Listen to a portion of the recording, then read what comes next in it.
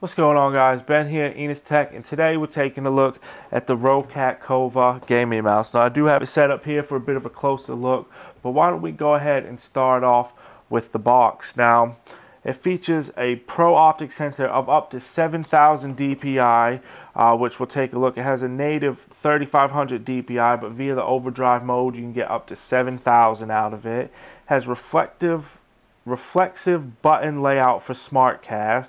Has a two-level multicolor illumination. The scroll wheel and the butt of the mouse have their own lights on them. They light up. And it has what I've become a big fan of lately is the Easy Shift technology. Now, for those of you that are not familiar with ROCCAT's Easy Shift technology, it seamlessly allows you to map a button to do two different things. For instance, you could have the left and right mouse buttons have, of course, left and right click. Then if you go ahead and hit the Easy Shift button, you can have them buttons be your forward and backward buttons in your browser. It's a great technology. It does take a bit of getting used to, but once you have a look into the ROCCAT Swarm software and see how the buttons are mapped, it makes life a bit easier. Now, of course, we have the SmartCast buttons, which are on the, we'll take a closer look, but they're on the right and left here. They allow more buttons on the mouse, more features. It's an optimized ambidextrous shape. It says it's got the 2D Titan wheel. It comes with a braided cable, as we would hope to see from any PC gaming grade peripheral. And it's got a lot of features. It's got 12 buttons total. But while I'm rambling on here, as you can see, I'm almost fumbling over my words. So why don't we go ahead and take a closer look at the ROCCAT KOVA. Alright, so first things first, why don't we go ahead and take a look at the KOVA itself. Walk our way kind of around the mouse and see what it has to offer. As mentioned, it has 12 buttons and it's got the SmartCast technology where all the buttons are where they need to be. And again, the mouse is ambidextrous, so it's got the butterfly effect going on. Everything is the same on each side. So firstly, obviously, I mean, you're going to pretty much hold it like this, and as you'll see, this right here, that's actually a button there, and there's another one on the other side, which is great. Of course, we have the DPI button here, mouse roll, which you can also click. There are two thumb buttons here, as you can see, and then again, of course, on the other side, if you were left-handed, boom, there's the thing there. So again, 12 buttons, fully ambidextrous. This is quite nice because on a lot of gaming mice, they'll say they're ambidextrous, but then they'll have the two buttons here and nothing on the other side. So it kind of makes them not 100% ambidextrous, more like 90%. End of the day, not a big deal. As you can see, we've kind of got the gray version here, and all the buttons are black. We've got the nice ROCCAT KOVA logo there. Onto the bottom side, there's not a whole lot going on here. Got some nice glide pads. We can see the sensor. And again, I mean, you got all that information that unfortunately companies are forced to put on here. FCC and different logos and things like that. Don't throw it in the bin. It's an electronic product and yada yada.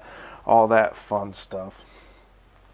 But yeah, it's got the nice, as we can see, of course, got that nice braided cable there as well. And as you see, it slides effortlessly. It's great.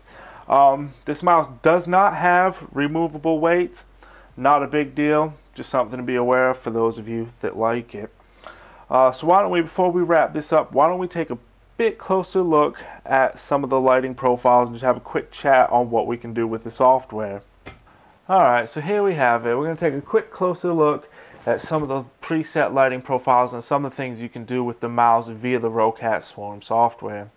I do apologize for this part of the video not being the best. My camera is not very friendly in low light situations. Now, as you can see, the mouse wheel and the butt of the mouse are blinking. Now, they are currently set, obviously, to blinking mode, and they have a color flow going on, which it takes a minute to notice, so we'll just go ahead.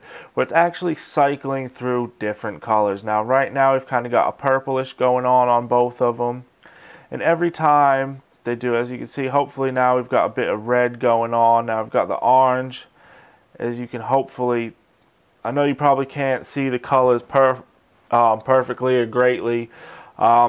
Do trust me and believe when I say the colors do look better in real life. Now we've got a green going on here.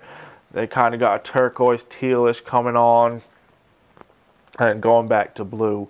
Again, I know the camera is not the best, but the colors in real life are much better. Now that, of course, is the blinking profile. We can go ahead and have a more breathing profile, which is obviously similar to blinking, but it's a lot slower. That's not just constant blink, blink, blink. And again, we've got that color flow on where it goes ahead and it flows through all the different colors. Now, there's also an effect speed, which you can go ahead and manage yourself, so you can turn the effect speed up or down depending on how you want it, so you can make things go a bit quicker. We can also, of course, go back to our normal, our fully lit mode, which just keeps it lit, and as you can see, it's just cycling through colors right now. Again, I know this is a bit hard to see here, but that's pretty much what we've got. Again, this is a great one. It's cycling through colors. We can go ahead and we can actually turn the color flow off.